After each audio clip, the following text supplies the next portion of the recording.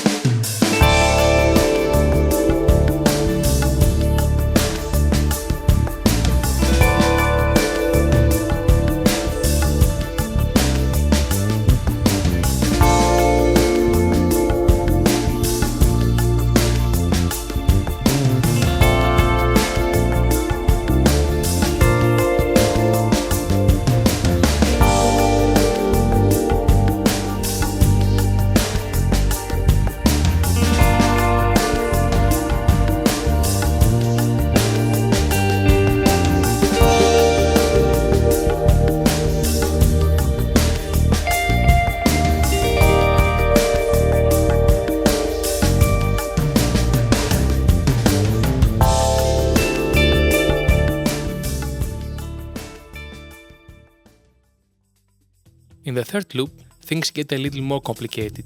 First, there is an Electro-Harmonix micro-polyphonic octave generator. It is a buffered pedal as it features a dry output that requires an active splitter circuit. I don't need a dry output, so I think I will mod it to true bypass if that makes the following overdrive sound better. In case you are wondering why I am concerned about true bypass switching, I will talk about that later. I mainly use MICRO-POG with fuzz for single lines, as I'll demonstrate. After the MICRO-POG, we have this MOSFET fuzz called PIN-UP. It's made by Crazy Tube Circuits, a Greek company based in Athens. Have a look on their site as they make unique and quality pedals and amps. I used to have a Procorat for power chords and riffs, but as you may know it's hard to dial it so you have bass and treble at the same time. I preferred PIN-UP over it since it's more balanced and it sounds better with a MICRO-POG. It also features an octave up ring modulation effect that sounds really impressive in a solo. Let's have a listen.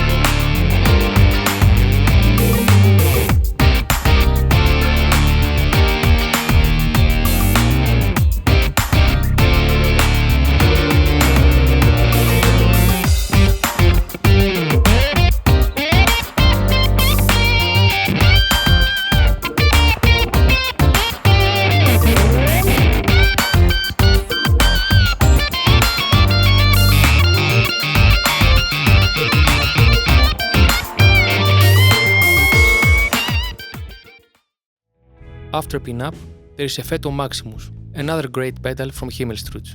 On the left side, we have a dynamic mid-gain distortion, and on the right, an independent clean booster before it. I use the booster to either overdrive the input of the left side or to boost the volume of the PIN-UP. I also use it on its own for a clean sound.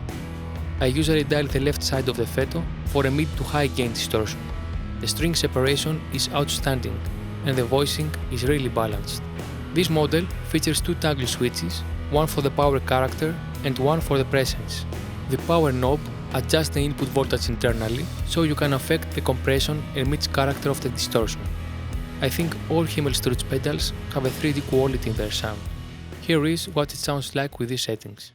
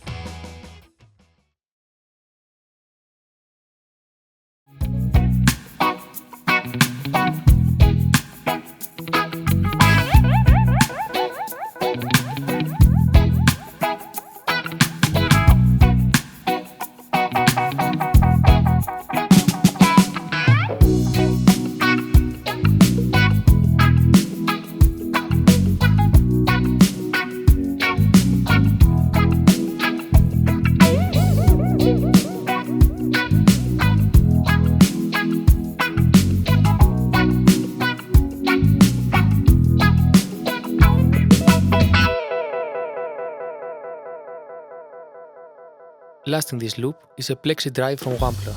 This pedal emulates the overdrive of a cranked Marshall JTM45. I use it as my main mid-gain overdrive, mostly with a bridge pickup of my Strat.